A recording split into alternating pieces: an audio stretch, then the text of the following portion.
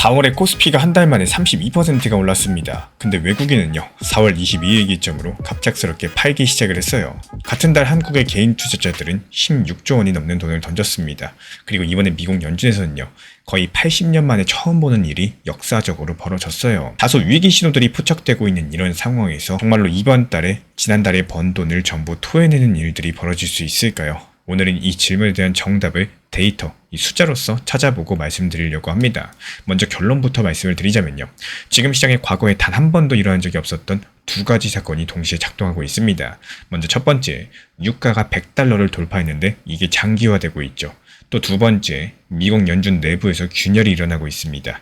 이 두 가지가 같이 굴러갔을 때 우리가 알던 공식이 통하지 않을 수 있다는 거고, 왜 그런 건지 천천히 풀어드려 보도록 하겠습니다. 가장 단순한 사실 한 가지부터 짚어드려 볼게요. 국제유가가 배럴당 100달러를 넘은 건 역사적으로 3번 있었습니다. 지난 2008년, 그리고 2011년, 그리고 2022년입니다. 이 세 번 모두 미국과 한국 증시가 최소 30% 이상 빠졌었고요. 단 한 번도 빠지지 않은 적이 없었습니다. 그래서 지금 시장에서는 유가 100달러는 곧 증시 폭락 신호다, 이런 공식이 자리를 잡았었고, 지금 브렌트유라는 국제기준 유가가 다시 103달러를 돌파했죠. 17년 동안 한 번도 안 깨진 그 공식이 과연 이번에도 그대로 작동할 수 있을까요? 여기서 사람들이 흔히 놓치는 부분이 있습니다. 이 과거 3번 모두 폭락이 오긴 왔었는데 폭락까지 걸린 시간이 전부 달랐어요. 어떤 때는 2달 후에, 또 어떤 때는 넉 달 후에, 또 어떤 때는 반년이 걸렸습니다. 즉 유가가 오른다라고 해가지고 그 다음 달부터 바로 빠진다, 이런 개념이 아니라는 사실입니다. 이게 중요한 이유가 또 있어요. 4월 달에 코스피가 32% 폭등했죠. 이게 어쩌면 그 시간차 안에서 나오는 마지막 상승일 수 있다는 뜻인데요. 그러면 이번에 진짜 빠질지 안 빠질지를 보셔야 되는데, 그걸 판단하는 게 가장 중요한 게 유가가 빨리 내려올 수 있는지 여부입니다. 이 보통의 사람들은 전쟁 끝나면 유가가 바로 떨어지지 않을까, 이렇게 생각을 하십니다. 근데 석유라는 게 그렇게 단순하지가 않죠. 여기서부터가 다른 데서 잘 안 들어는 얘기들인데요.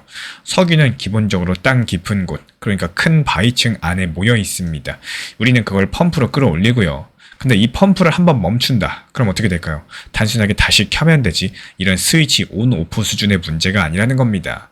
펌프가 멈추는 동안에 그 자리에 바닷물이 차 들어온다거나 또 끈적한 침전물이 쌓여가지고 통로 자체가 막혀버리는 일이 생기기 때문에 한번 그렇게 막히면은 그 유저는 영영 못 쓰게 되거나 또 다시 살리는데 몇 년이 걸립니다. 그래서 만약에 이란이나 사우디의 가스전, 정유시설이 단 한 번이라도 직접 타격을 받는다. 그게 단순한 잠깐 끊김 정도다? 이런 느낌이 아닙니다. 영구적인 생산 능력의 손실로 이어질 수가 있다는 거고, 이런 부분들 추측이 아니라요. 이 석유 산업에서는 잘 알려진 기술적인 사실입니다. 이 과거 3번의 유가 100달러 사태, 지금이 다를 수 있는 첫 번째 이유가 바로 여기에 있습니다. 한 번 떨어진 시설이 빨리 못 돌아오면요, 유가가 100달러에서 빨리 내려올 수가 없다라는 거예요. 그리고 이 문제가 우리나라한테는 더 무겁게 다가올 수밖에 없겠죠. 우리나라가 수입하는 원유의 95%가 호르무즈 해협이라는 좁은 바닷길을 통과하는데 95%면 거의 전부의 원유가 통과하는 겁니다. 그래서 호르무즈가 막힌다거나 통행이 줄어들면은 우리나라 정유사들, 다른 나라에서 다급하게 원유를 사와야 되겠죠. 그리고 이런 과정에서 가격을 더 비싸게 부르게 될 거고, 결국에 우리나라가 부담하는 에너지 비용이 폭발적으로 늘어나게 될 겁니다. 단순하게 기름값 비싸지는 문제 정도가 아니라요, 이 코스피 안에 있는 정유, 석유화학, 운송회사들 이득이 한꺼번에 무너질 수 있다는 뜻입니다. 게다가 이번엔 연준에서 벌어진 일들이 있습니다. 이게 왜 한국 증시까지 흔드는지를 같이 보셔야지 그 그림이 완성이 되는데요. 이번 두 번째 충격, 이 4월 30일 미국 연준은 기준금리를 3.5에서 3.75% 사이로 동결했죠. 이 금리 동결 자체는 시장에서 전부 예상한 일이에요. 근데 여기서 두 가지 충격적인 사건이 같이 터졌습니다. 먼저 첫 번째, 금리 결정에 반대한 위원이 4명이나 나왔어요. 한 가지 회의에서 4명이 반대표를 던졌다는 것은 1992년 이후에 처음 있는 일인데요. 거의 34년 만에 있는 역사적인 순간입니다. 그리고 두 번째, 5월 15일에 떠나기로 돼 있었던 파월 의장이 갑작스럽게 나는 미국 연준의 이사로 남아있겠다, 이렇게 선언을 한 겁니다. 의장 자리는 내려놓겠지만 연준이라는 조직 안에는 그대로 머물겠다는 뜻입니다. 의장의 임기가 끝나고 이사로 3년 이상 남은 마지막 사례는 1948년 이 메리너 에크리스 때였는데요. 거의 78년 만에 있는 역사적인 순간입니다. 이게 왜 중요할까요? 트럼프 측에서 그동안 연준 안에 자기가 임명한 사람을 더 늘려가지고 금리 결정을 빠르게 인하 쪽으로 끌고 가려고 했습니다. 근데 파월 측에서 안 떠나면서 트럼프 대통령이 임명한 인사가 연준 이사회에서 과반을 차지하기가 당분간 어려워졌죠. 즉 시장이 기대하던 올해 안에 빠른 금리 인하 자체가 기본적인 시나리오에서 흔들렸다는 뜻인 거고, 여기서 한 발 더 들어가시면요. 이번에 파월은 기자회견에서 이런 표현을 썼습니다. 현재 금리는 중립 범위의 상단으로서 다소 긴축적이다라는 표현을 썼는데, 쉽게 풀어드리자면 지금 금리가 경제를 누르고 있는 수준이라는 뜻이에요. 그리고 또 이런 말을 했어요. 지금 상황이 3월 회의 때보다 더 긴박하다. 이 두 가지 문장이 무게가 가벼워 보이겠지만요. 사실은 정말 무겁습니다. 금리가 누르고 있다라고 인정을 하면서도 인플레 걱정 때문에 내리지 못하는 거니까요. 4명이 반대표를 던진 것도 이 미묘한 균형 위에서 의견이 갈렸다는 신호겠습니다. 그럼 이 두 사건을 합쳐보겠습니다. 유가 100달러를 더 먹고 시초시설은 한번 망가지면 빨리 못 돌아오는 구조고, 그러니까 인플레는 당분간 잡히지 않을 겁니다. 근데 같은 시기에 미국 연준은 빠르게 금리를 못 내리는 쪽으로 가고 있어요. 트럼프가 금리 인하를 압박을 해도요. 내부에서 4명이나 반대표를 던지는 분위기이기 때문에, 즉 유가는 안 떨어지고 금리는 안 내려간다. 이 두 가지가 동시에 일어나고 있다는 사실입니다. 과거 3번의 100달러 사태에서는 이 두 가지가 동시에 그렇게 강력하게 작동한 적이 거의 없었어요. 여기서 외국인이 왜 4월 22일에 갑자기 팔기 시작했는지가 설명이 되는데요. 미국과 이란의 휴전이 흔들리고 있다는 신호가 그 시점에 나왔었기 때문에 외국인 투자자들은 우리가 모르는 새로운 정보들을 본 게 아니라 같은 정보를 우리보다 더 먼저 무겁게 받아들인 겁니다. 그리고 대한민국 코스피 안에서 4월달 52주 최고가를 한 번이라도 찍은 종목이 138개나 되는데요.